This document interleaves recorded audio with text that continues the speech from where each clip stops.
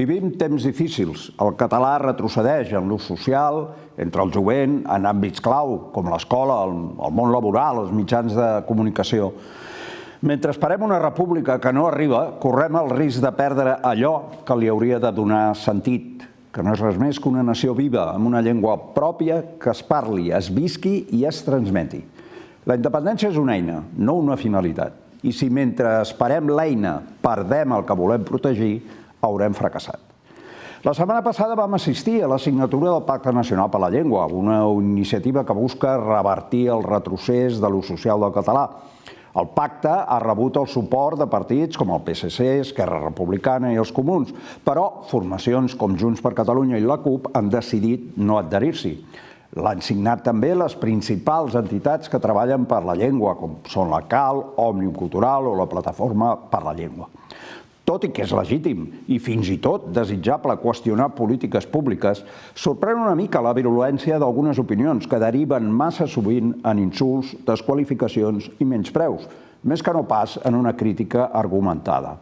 Els insults, o els pseudoinsults, perquè es pot insultar de moltes maneres, a més van dirigits contra les entitats signants, que porten anys i panys treballant per la llengua amb accions constants, valentes, compromeses, sovint suplint les mancances de les institucions. El que realment hauria de fer vergonya són algunes de les opinions que des de la comoditat del judici fàcil menystenen aquesta feina amb una frivolitat alarmant. Aquestes actituds no només empobreixen o fins i tot impedeixen el debat, sinó que frenen l'evolució i la millora de qualsevol projecte col·lectiu.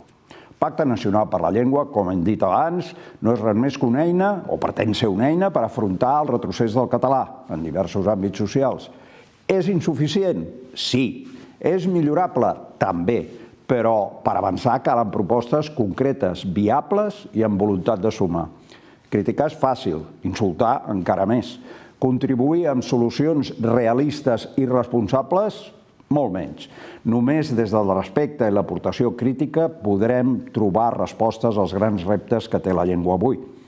Aquest país funcionarà millor quan tothom es convenci que cadascú ha de fer el que sap fer.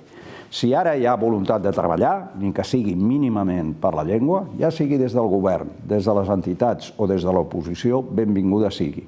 El català no pot ser mai hostatge de càlculs partidistes. El que importa és el resultat que en puguem obtenir i que espero que sigui més català a l'escola, més català a la feina, més català al carrer, més català arreu. En parlem tot seguit amb el nostre convidat. Som-hi, comencem!